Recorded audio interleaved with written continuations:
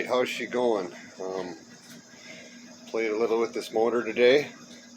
So what I did is I set the deck level on one side, and I had all the frost plugs in, and I filled her right up with vinegar, and I let her sit for a week, and then I drained the vinegar, and that's what came out, this rusty water shit. But honestly, it's pretty clean. It's a hell of a lot better than my olds.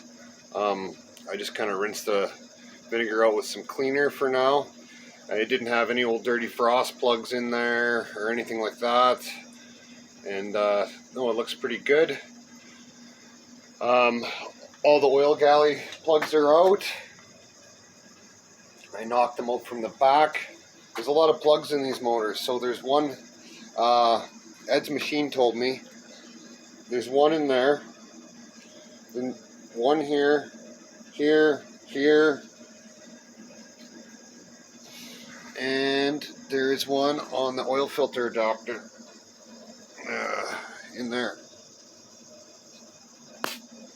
So yeah, knocked all those out. They use that square head. I have no idea what you're supposed to use. It doesn't fit a 1/4" ratchet or a 3/8 ratchet. It's kind of in between. I made one before when I did my olds, and I think it's the same size. And what I did is I used an easy out, and I jammed an easy out in a socket that fit real tight, and it was a square kind of easy out, and I kept grinding it till it fit tight. But of course, when a person needs something like that, they can't find it. So what I did in this case is I took this old square easy out and I put it in backwards. If you put it in backwards, it fits perfect in those things. Then I just put a wrench on it, and they came out like a son of a bitch. But yeah. So when I'm all done, I look in the top tray of my stand-up toolbox, and what do I find? The one I made that has a socket on the end. But yeah, away she goes. So yeah, cam bearings came out, and I must say these cam bearings came out almost too easy. I couldn't believe it. I'm surprised they don't spin. Like zero effort. Just tapped it with a hammer and they pop right out. So yeah, I'm pretty much gonna fill up the passenger side with vinegar and let her sit. Then I'll drain that, and I'll pull those frost plugs, and then it's going to be pretty much ready for its final, almost final cleaning. We will use a gun cleaning kit to clean all the galleys and brush everything, and then it'll go to the gas station on the tailgate of the 7.3, and I will spray everything out with soapy water, then with water, and I will take it home immediately, and I'll spray everything down with WD-40. And once the brass frost plugs are put in, I'll do the same thing. I will tilt the motor up. I will fill it up with methyl hydrate, and then I will drain the methyl hydrate, and then there should be no water left in the block.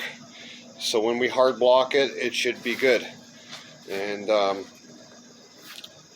yeah, so she's coming along quite well. So once I do all that, I will probably hone it. I will hone the lifter holes, and depending on how much machining dust or grit, I may take it back to the car wash once more and do it again, but we'll see. It might be alright. I might be able to clean it up with some rags and cleaner, and just to make sure it's good. But yeah, this motor refresh is coming pretty good. I've just been taking my time on it. I'll probably have some time off over Christmas, and I'll spend a little more time on it. But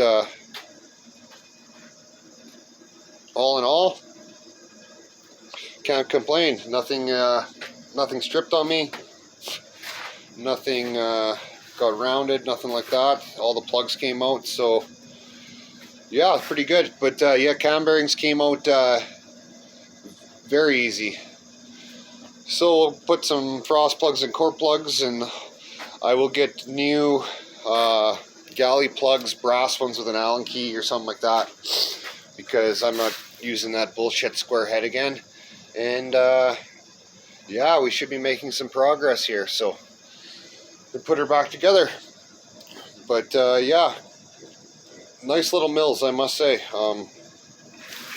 I think this thing's going to hold its own with a lot of motors out there, LS is included, and it's going to be a very budget build, and I think it'll be very reliable, and it's going to hold up quite well. And I'm going to just make sure everything's done proper and in spec, and we should be laughing. And my buddy Mike, he showed me some pictures today. He's been working on his Lark, and I must say he did a stand-up job on the floor pan. Considering he didn't buy a replacement floor pan, he used 1/8 plate and cut and bent and did all sorts of shit. And body mounts and floor pan bracing out of tubing and all that. Did an excellent job. I was blown away by how good he did. Great job. He spent a few hours. He got the passenger side done today, so he'll be doing the driver's side tomorrow. And he says the doors close beautifully like a brand new car. So he must have got everything square, because the hole underneath the pillar was all rotten and he replaced all that. So my hat's off to him. He's going to have himself one hell of a little drag car at the end of it, and it's going to be one of a kind.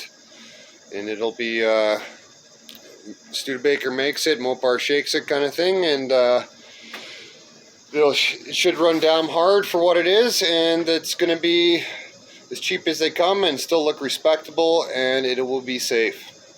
Alright guys, have a good one. I think I'm going to make a video for those that are refreshing motors at home, and put a little list together of tools a guy's going to need, and measuring devices, and you know, expendables like cleaners and caulking and sealants. All that kind of stuff. I'm going to deburr this block probably around Christmas too. All I have for a die grinder is an air grinder. It works great, but in winter it condensates too much here in the garage from going from cold to hot, and I don't have air dryer on my compressed air. So I think my mom is going to get me an electric one for Christmas, and I'll deburr all the sharp edges on this thing and take some of that nasty casting flash off, and get the block prepped more or less. You know, chase all the threads, do all the bullshit that no one likes to do, but it's got to get done. Alright, have a good one. Till next time.